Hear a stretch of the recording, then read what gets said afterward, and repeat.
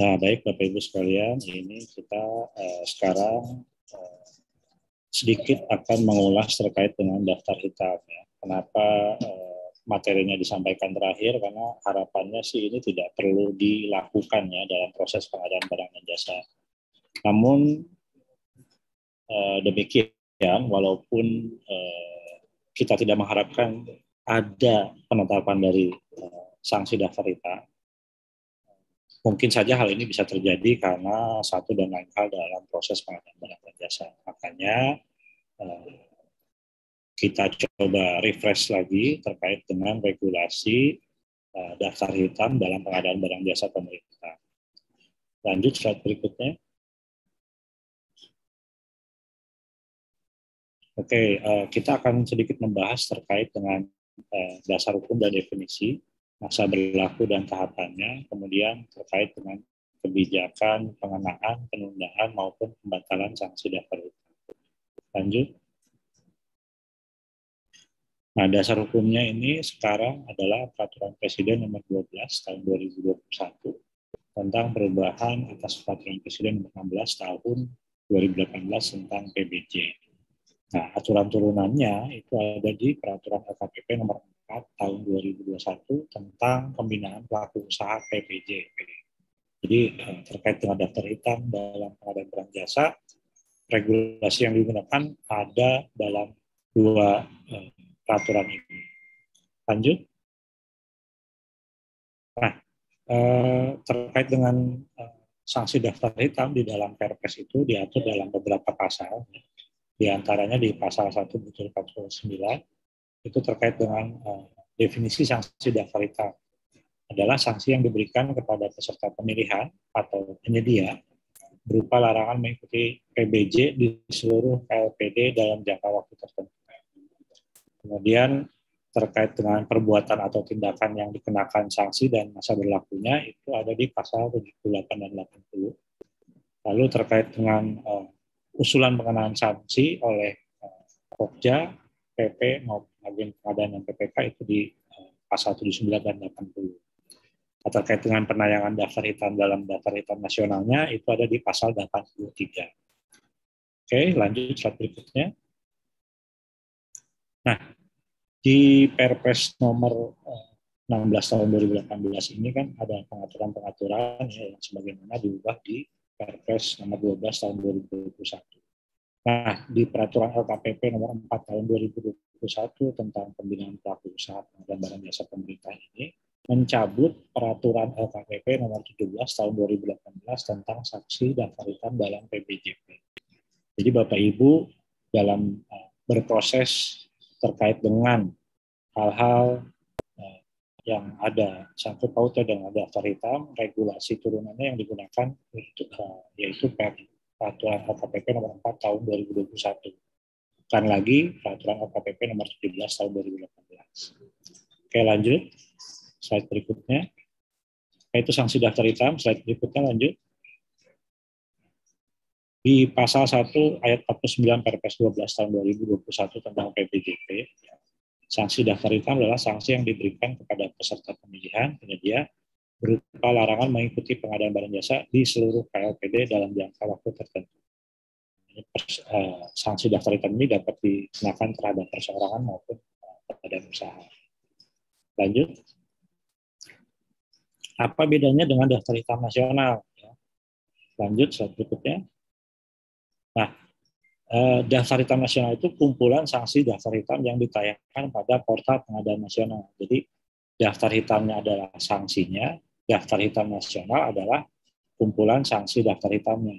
Jadi daftar hitam nasional ini ditayangkan di portal pengadaan nasional ya, yang dapat diakses oleh Bapak Ibu sekalian melalui laman inaprok.id/daftar-hitam. Oke, lanjut slide berikutnya. Kemudian perbuatan peserta pemilihan atau penyedia apa saja yang dikenakan sanksi daftar hitam. Oke, lanjut. Nah, ada beberapa perbuatan yang dapat dikenakan sanksi daftar hitam. Ya. Jadi itu diatur di Perpres di pasal 78 dan 80, sedangkan di peraturan LKPP-nya itu di lampiran 2 bagian 3. Jadi ada beberapa ya, dari mulai peserta menyampaikan dokumen palsu atau tidak benar, ya, kemudian peserta terindikasi melakukan persekongkolan, kemudian peserta juga terindikasi melakukan KKN dalam proses pemilihan, lalu juga peserta pemilihan mengundurkan diri dengan alasan yang tidak dapat diterima, ya, lalu juga peserta yang mengundurkan diri atau tidak menandatangani kontrak katalog. Nah, ini tahapannya dalam konteks peserta melakukan perbuatan dalam proses pemilihan penyedia. Kalau yang F ini pemenang pemilihan mengundurkan diri dengan alasan yang tidak dapat diterima sebelum penandatanganan kontrak. Jadi bisa saja setelah ditetapkan kemudian mengundurkan diri. Ya. Ini juga merupakan salah satu indikasi terkait dengan pengaturan proses pemilihan pengadaan barang jasa, sehingga patut diduga pemenang itu terlibat persekongkolan, sehingga secara spesifik tidak dapat melanjutkan kontrak dan dikenakan sanksi daftar hitam. Kemudian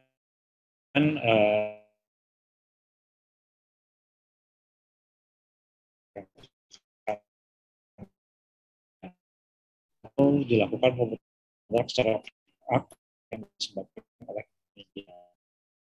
Nah, terakhir penyedia tidak melaksanakan kewajiban dalam masa pemeliharaan GST. Jadi yang poin A sampai E itu dalam ya, setelah setelah tanda tangan. Oke, lanjut slide berikutnya.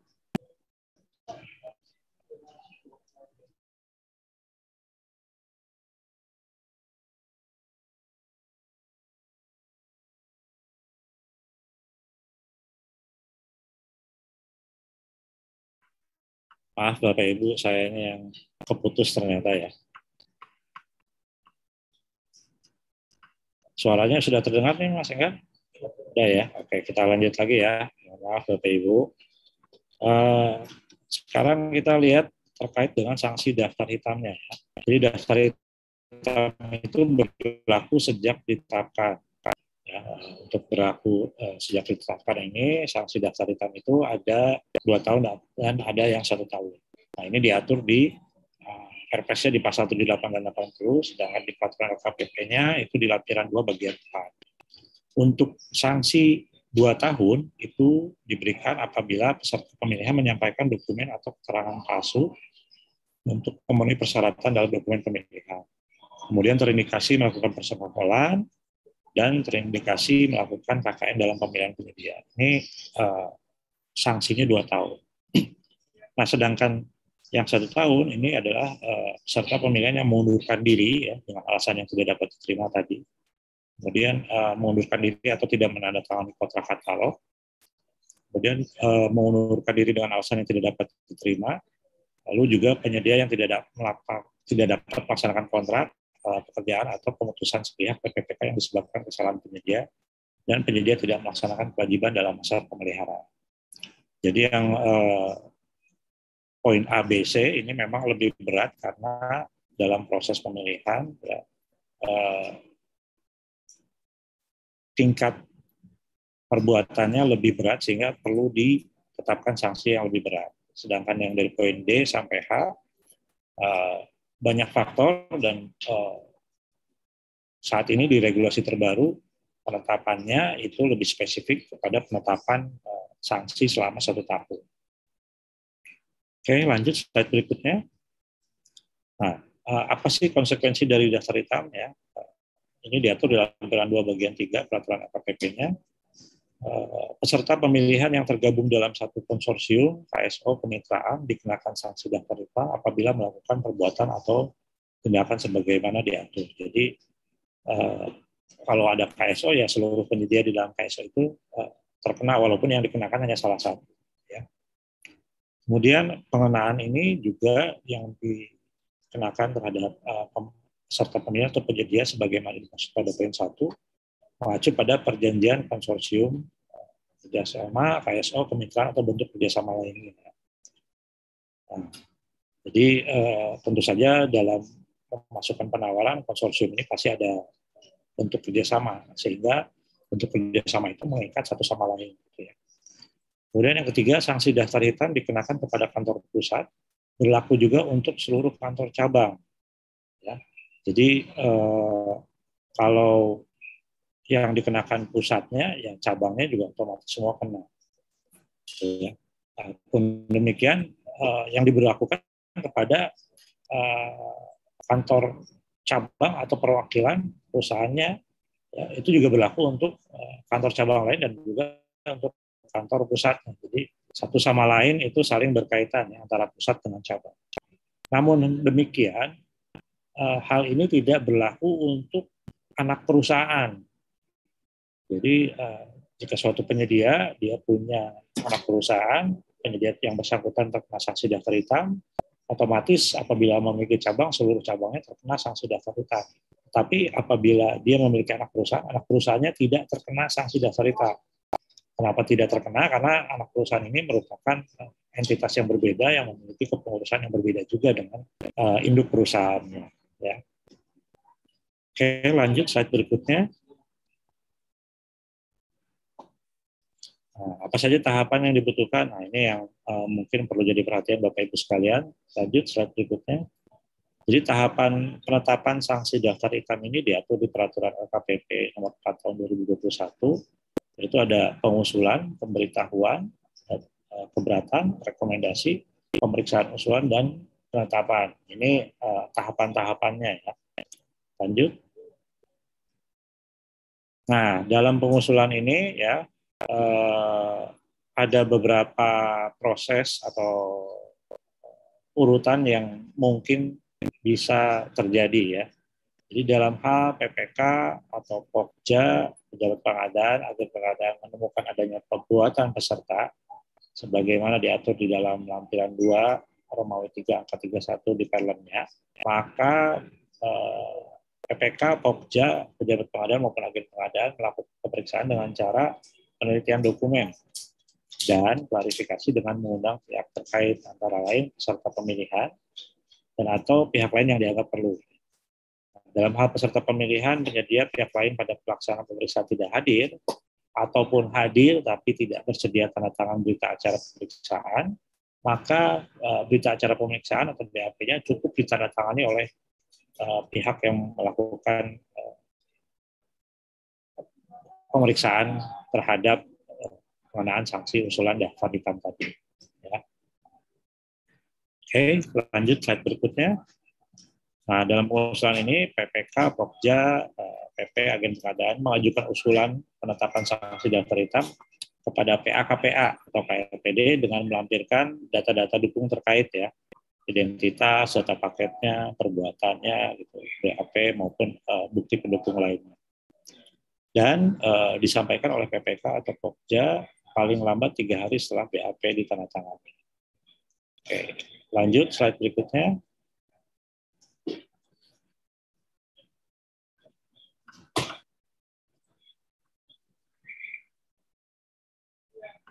Slide-nya, Mas.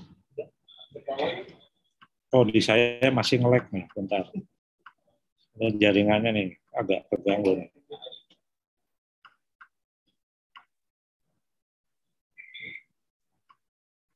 Coba, slide-nya keputus kan ini, Mas ya? Mas Enggarnya ketendang.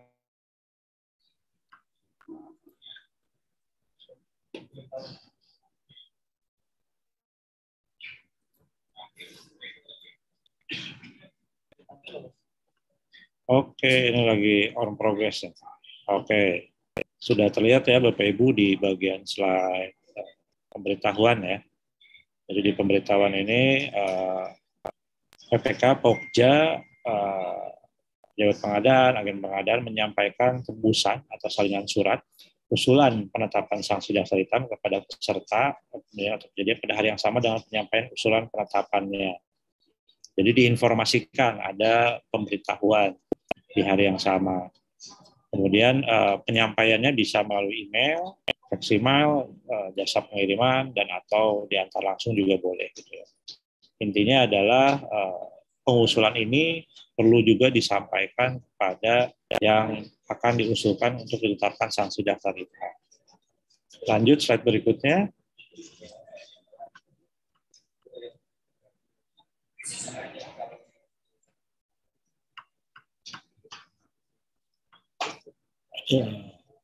Di saya agak delay ya sebentar.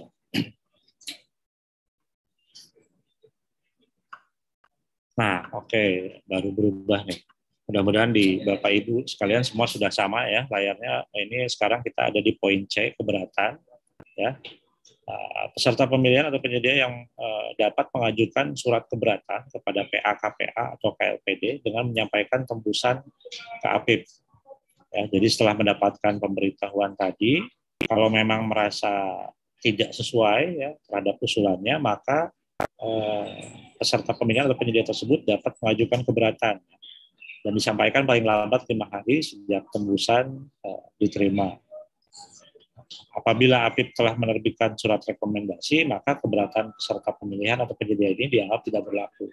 Jadi prosesnya paralel berjalan, gitu ya, memberikan kepastian dalam setiap tahapan. Ketika sudah diusulkan, perlu mendapatkan informasi melalui pemberitahuan, sehingga setelah disampaikan, ya, diketahui oleh peserta pemilihan atau penyedianya, kemudian apabila tidak merasa, gitu ya, untuk diusulkan sanksi daftar hitam, maka langsung melakukan feedback, memberikan keberatan ya, kepada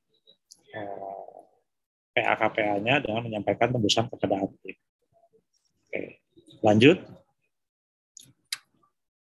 Nah, permintaan rekomendasi.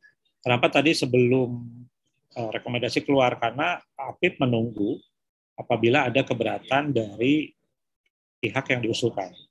Ya, setelah 5 hari itu, maka APIP memberikan rekomendasi. Ya, jadi setelah disampaikan usulannya, kemudian PA-KPA ini menyampaikan surat permintaan rekomendasi ya, berdasarkan usulan dengan melampirkan surat usulannya, berita acara, berita pendukung lain, dan surat keberatan jika ada.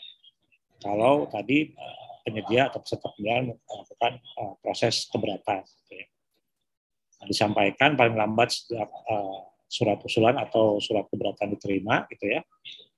Dan setelah diberikan data-datanya, maka nanti APIP perlu memberikan rekomendasi. Oke, lanjut slide berikutnya.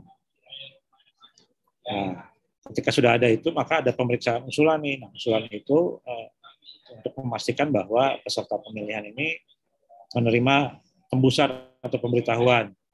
Ya, jadi dipastikan bahwa usulan tembusannya itu diberikan kepada yang akan diusulkan, sehingga mereka tentu bisa melakukan klarifikasi. Kemudian APIP melakukan pemeriksaan dan atau klarifikasi kepada Pokja atau pejabat pengadaan, agen pengadaan, ya, peserta, dan atau pihak lain yang dianggap perlu. Jadi seluruh stakeholder yang terlibat itu dilakukan pemeriksaan dan atau klarifikasi. Nah, setelah melakukan pemeriksaan, maka APIP memberikan rekomendasi, ya, dan menyampaikan kepada PA-KPA untuk memberikan hasil rekomendasi dikenakan atau tidak dikenakan sanksi. Dan hal ini, rekomendasi ini disampaikan paling lambat 10 hari sejak surat usulan dan atau keberatan diterima. Apabila APIP tidak menindaklanjuti permintaan rekomendasi, maka APIP dianggap setuju dengan usulan penetapan. Maka tidak menjadi persoalan ya ketika sudah diminta rekomendasi, kemudian ternyata APIP-nya belum dapat menindaklanjuti. Dalam regulasi ini, APIP dianggap menyetujui ya apabila tidak menindaklanjuti permintaan rekomendasi ya paling lambat 10 hari. Oke, lanjut slide berikutnya. Nah, setelah mendapatkan rekomendasi ya baik surat maupun melewati batas waktu yang telah ditetapkan tadi, maka PA-KPA menerbitkan surat keputusan daftar hitam berdasarkan surat usulan dan surat rekomendasi atau salinan amar putusan pengadilan yang berkekuatan hukum tetap. Nah, ditetapkan oleh PA-KPA paling lambat 5 hari setelah surat rekomendasi diterima. Kemudian disampaikan kepada peserta ataupun penyedia dan PPK Pokja yang mengusulkan pada hari yang sama dengan waktu SK ditetapkan. Jadi ada proses yang berjalan secara teratur ya. Diharapkan ini bisa memberikan kepastian dalam tahapan penetapan sanksi daftar hitam tersebut. Lanjut slide berikutnya. Untuk penayangan sanksi daftar hitam sendiri ini dilakukan oleh PA-KPA, ya, bukan oleh LKPP. Jadi Bapak Ibu, apabila mendapatkan informasi terkait dengan penetapan sanksi daftar hitam, maka tidak perlu lagi mengirimkan surat ke LKPP untuk minta penayangan. Jadi PA dan KPA-nya bisa langsung login ke aplikasi Sirup, ya. Kemudian memiliki masuk ke dalam portal Inaprok untuk menayangkan sanksi daftar hitam tersebut ke dalam daftar hitam nasional. Ya. Jadi PA KPA setelah login memilih menunya daftar hitam, membuat draft, menginput data-datanya, ya, kemudian menyetujui draft yang telah dibuat dan menayangkan peserta ataupun penyedia yang dikenakan sanksi daftar hitam tersebut paling lambat 5 hari sejak tanggal SK ditetapkan. Nah, ini yang perlu jadi perhatian karena penetapan sanksi daftar hitam itu sejak mulai tanggal diberlakukan, sehingga di sistem kita atur maksimal 5 hari kerja setelah tanggal SK ditetapkan itu ditayangkan di dalam daftar hitam nasional di portal Inaprok. Oke, lanjut slide berikutnya. LPSE tempat terdaftar menerima notifikasi email ya yang telah ditayangkan dan menonaktifkan akun peserta pemilihannya ya dalam SPSE. Lanjut slide berikutnya. Nah, tahapan penetapan ini ya agak sedikit berbeda ketika PA-KPA merangkap PPK. Kalau yang tadi sebelumnya itu terkait dengan tahapan secara umum garis besarnya. Nah, apabila PA-KPA ya terutama di daerah ini merangkap PPK, tahapannya sedikit berbeda. Slide berikutnya. Nah, tahapannya ya kalau yang tadi dari mulai pengusulan sampai dengan penetapan, maka apabila PA-KPA merangkap PPK tidak perlu lagi melakukan tahapan pengusulan. Jadi PA-KPA langsung ke tahapan pemberitahuan yang poin 2. Tahapan berikutnya itu sama semuanya ya. Jadi yang dilewati hanya tahap pertama saja. Oke, slide berikutnya. Nah, kalau usulan ini atau proses ini berdasarkan hasil temuan BPK atau APIP. Nah, bagaimana dengan tahapannya? Ini seringkali setelah dilakukan audit ternyata BPK atau APIP merekomendasikan untuk penetapan sanksi daftar hitam terhadap penyedia paket tertentu ya. Bagaimana dengan tahapannya? Lanjut slide berikutnya. Nah, tahapannya langsung ke penetapan. Jadi tidak perlu lagi dilakukan tahapan dari poin 1 sampai poin 5. Karena ini memang sudah hasil audit atau temuan rekomendasi dari BPK ataupun APIP, maka langsung loncat ke poin 6 penetapan oleh PA-KPA. Ya. Kemudian dilakukan penayangan dan penonaktifan akun. Jadi ini lebih cepat sebetulnya kalau hasil temuan BPK atau APIP. Oke, lanjut slide berikutnya. Nah, apa akibatnya jika proses penetapan sanksi daftar hitam melampaui waktu yang telah diberikan? Nah, ini seringkali nih karena kesibukan ya, maka penetapannya terlewat. Slide berikutnya.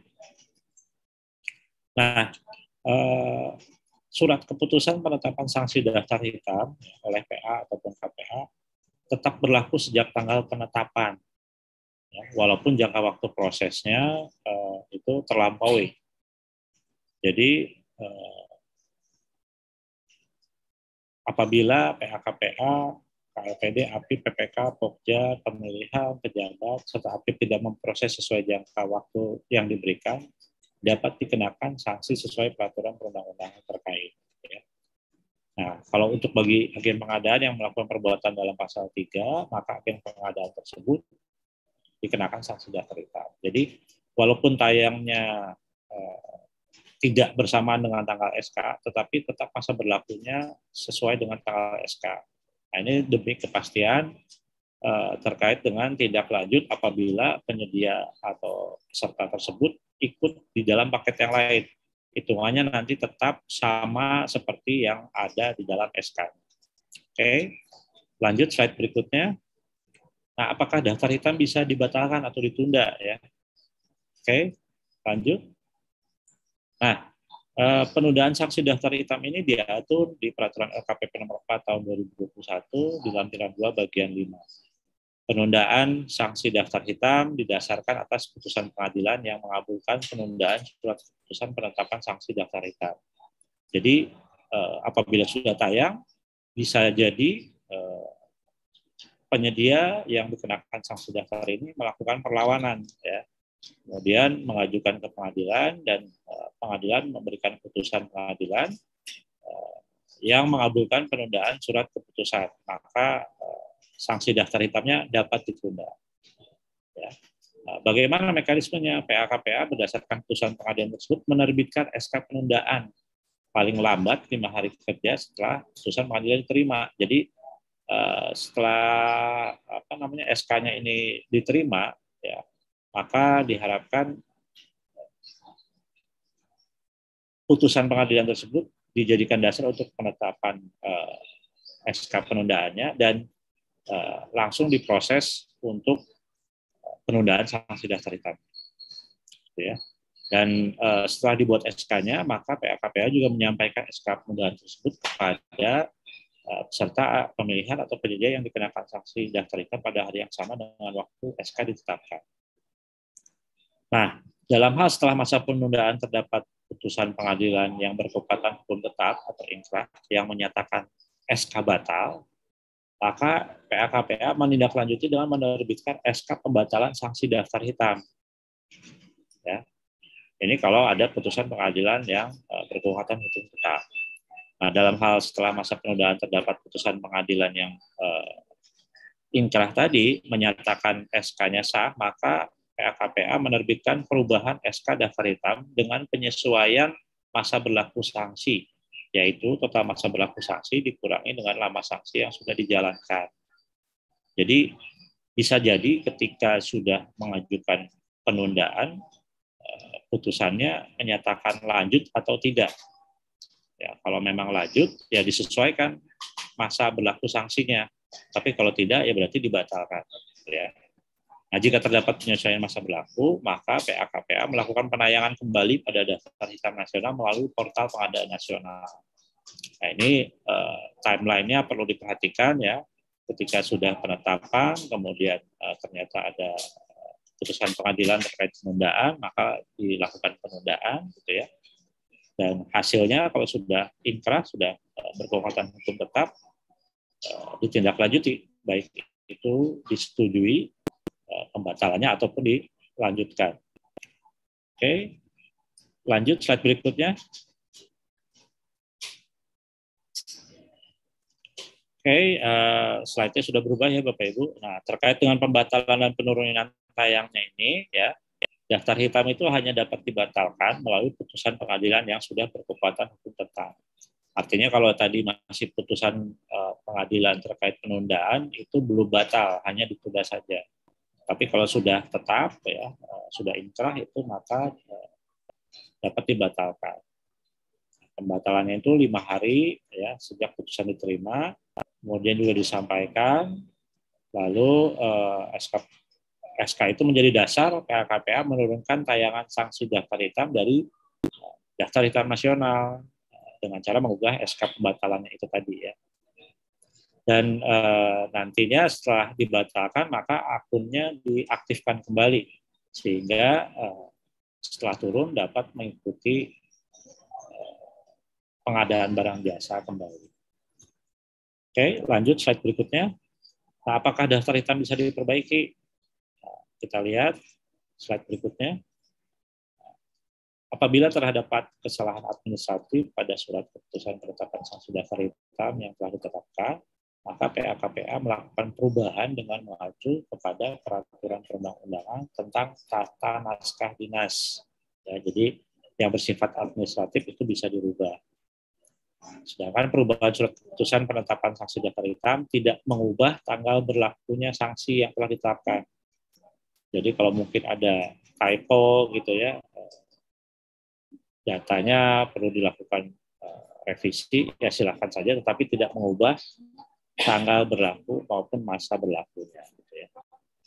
Dan himbauannya agar dapat mengutamakan kehati-hatian sehingga tidak menimbulkan permasalahan hukum di kemudian hari. Jadi dalam penetapan sebaiknya mengacu kepada regulasi yang ada, tahapan-tahapan yang ada, sehingga penetapan sanksi daftar hitam ini diharapkan tidak menimbulkan persoalan-persoalan lain di kemudian hari. Oke, berikutnya. Nah, sudah sampai nih di slide terakhir. Terima kasih kembali Bapak Ibu sekalian. Kalau ada yang perlu ditanyakan, ya itu bisa ke helpdesk kami. Apabila di kesempatan ini tidak terjawab atau mungkin belum ada pertanyaan yang akan disampaikan pada kesempatan kali. Demikian, saya kembalikan lagi ke Mbak Ahmad. Terima kasih.